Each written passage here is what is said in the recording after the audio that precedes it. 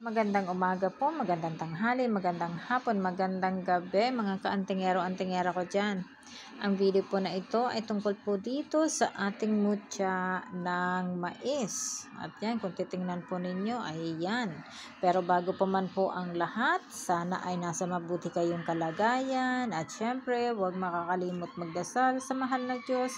At siya lamang po ang makakasagot or makakabigay sa atin ng ating mga pangangailangan at samahan po ng pagsisikap at syempre dasal nga na at ang lahat po ay makukuha natin.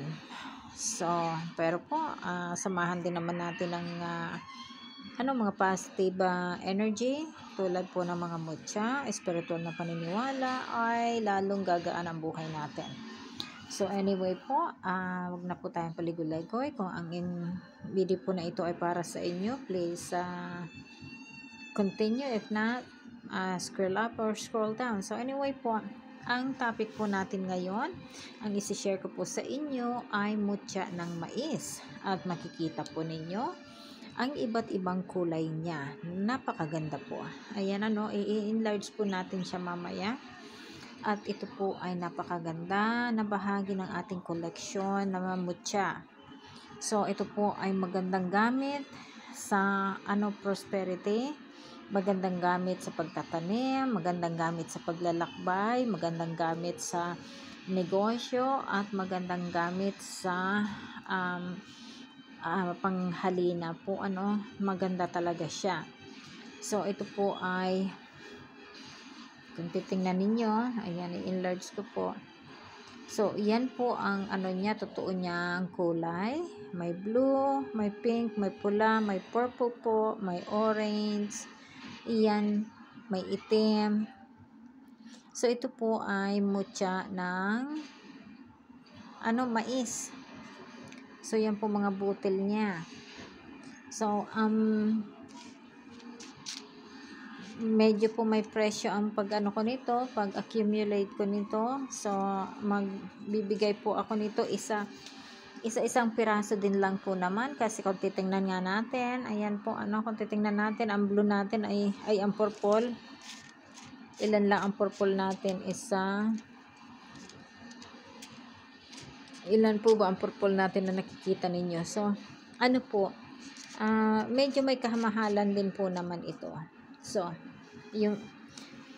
pero po, ako nito sa inyo, magbabahagi ako. So, punta po kayo doon sa Facebook page ko na The Oracle Mind Layer po, at doon makikita ninyo kung paano kayo magkaroon din po ng ganito.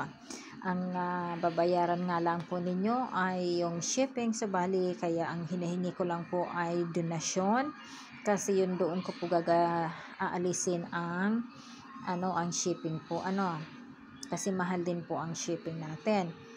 So pero ang libre na po itong bibigyan ko po ang anting-anting ko, ang agimat. So anyway po, paano nga ba paggamit nito? Pwede pong dry, meron pong ganito so bote, bote, maglagay ng wish doon sa sa sulatan kung ano ang wish mo, tapos ilagay ang botel, halimbawa po ganito so ito po wala pa pong wish, lang. So yan, ganyan po so ilagay, so sinulat na ninyo yung wish ninyo, kung yung wish ay para sa pera. Tapos halimbawa po ganito, itong ayan po, yung purple na na mais, ilagay po ganyan. So pwede po siyang nag-iisa lang, pwedeng magsulo, or pwedeng lagyan natin ng iba, depende po sa ninyo, gusto ninyo. Kung kayo naman ay batikano ng manggagamot, alam niyo na po kung anong idadagdag para lalo pong mapalakas. Pero ganito po, lagyan ng tubig pero po yung tubig ay tubig po na puro yung tubig po ng ulan, hindi po yung tubig ng lake kasi ang lake is stagnant, tubig po ng ulan, tapos yung umaagos po hindi yung pababa, yung tubig ng ulan na umaagos na po. Yun ang kunin po ninyo, tapos igaga or lagain na maging ano siya, na malutong-maluto, na maging puro. Tapos saka po ninyo ilagay ang ang tubig dito para purong-puro po siyang tubig. So, tapos lagay po ninyo sa altar.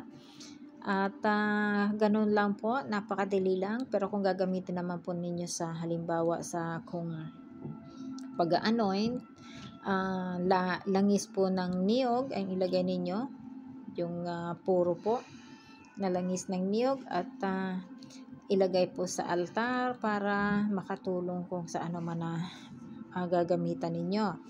So, again po, ito po magandang bahagi ng ng mutya natin. So, napakaswerte po.